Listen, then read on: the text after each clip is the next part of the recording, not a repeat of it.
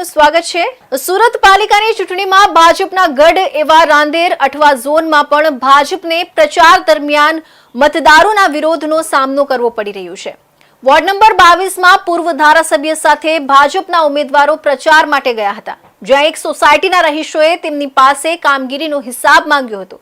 છેલ્લા 20 વર્ષથી ખોબે ખોબે મત આપે છે, પણ સોસાયટીને સુવિધા અપાતી નથી અને જે સુવિધા છે તે છીનવી લેવામાં આવી છે તેવો આક્ષેપ કરી ઉમેદવારોને મતદારોએ મૂંઝવી દીધા હતા। એવું કહીને સોસાયટીના ગેટ પર જ ઉમેદવારોને રોકી દીધા હતા અને ચૂંટણીમાં મતદાનનો બહિષ્કારની ચીમકી પણ આપી હતી। સુરત પાલિકાના અઠવા ઝોનમાં ભાજપના ગઢ એવા વોર્ડ નંબર 22ના આવેલા આશીર્વાદ વિલાના ગેટ પર જ મતદાન બહિષ્કાર સહિત ઉમેદવારોએ પ્રવેશવું નહીં તેવા બોર્ડ લાગ્યા છે। ગઈકાલે ભાજપના ઉમેદવારો પૂર્વ ધારાસભ્ય સાથે પ્રચાર માટે સોસાયટીમાં ગયા હતા, જ્યાં તેઓને કડવો અનુભવ થયો હતો।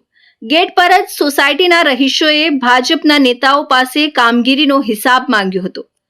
2500 રહેવાસીઓ ધરાવતી આ સોસાયટી છેલ્લા 20 વર્ષથી પ્રાથમિક સુવિધાઓથી વંચિત રહી છે। ડ્રેનેજ સિવાય કોઈ મહત્વપૂર્ણ સુવિધા ઉપલબ્ધ કરાવવામાં આવી નથી। ટીપી સ્કીમમાં ફેરફારોને કારણે સોસાયટીના મંજૂર રોડ પણ ખાનગી ફાઇનલ પ્લોટમાં ફેરવાયા હોવાની વાત સોસાયટીના રહીશોએ કરી છે। સોસાયટીના રહીશો કહે છે કે છેલ્લા 20 વર્ષથી એક તરફી અને ખોબે ખોબા આપેલા મતોના બદલામાં ટીપી સ્કીમમાં અન્યાય કરી સોસાયટીને માત્ર ખોટા વચનો આપવામાં આવ્યા છે અને પ્રાથમિક સુવિધા આપવામાં આવતી નથી। સોસાયટી દ્વારા વર્ષ 2011માં આઈસીના નાણાં રૂપે 96 લાખ રૂપિયા જમા કરાવ્યા હતા। આમ છતાં અત્યાર સુધી માત્ર પાણીની સુવિધા મળી શકી છે।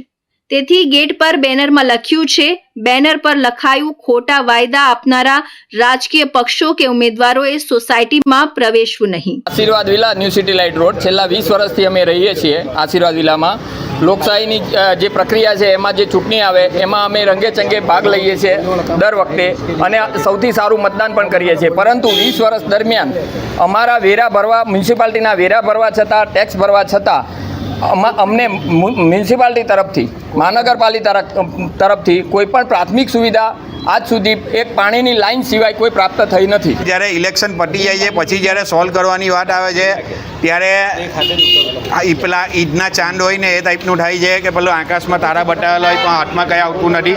એ રીતના દર વખતે રજૂઆત કરવા જતાં પછી પણ કોઈ સોલ્યુશન આવતું નથી અને જે તે ઓફિસોના ચક્કર ખવડાવે છે।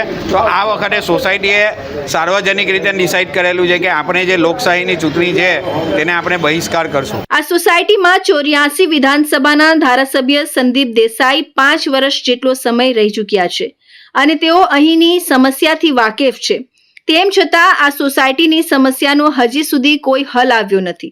દર વખતે ચૂંટણીમાં મળતા ખોટા વાયદાથી સોસાયટીના રહીશો કંટાળી ગયા છે અને આગામી ચૂંટણીમાં મતદાનનો સંપૂર્ણ બહિષ્કાર કરવાનો નિર્ણય કર્યો છે, જેના કારણે ગઈકાલે છેલ્લા 20 વર્ષમાં આ સોસાયટીને પાલિકાએ વેરો વસૂલ કર્યો છે, પરંતુ કઈ સુવિધા આપી તેનો હિસાબ માંગી ભાજપના ઉમેદવાર નેતાઓને સોસાયટીમાં પ્રચાર કરવા દીધો ન હતો અને પરત મોકલી આપ્યા હતા।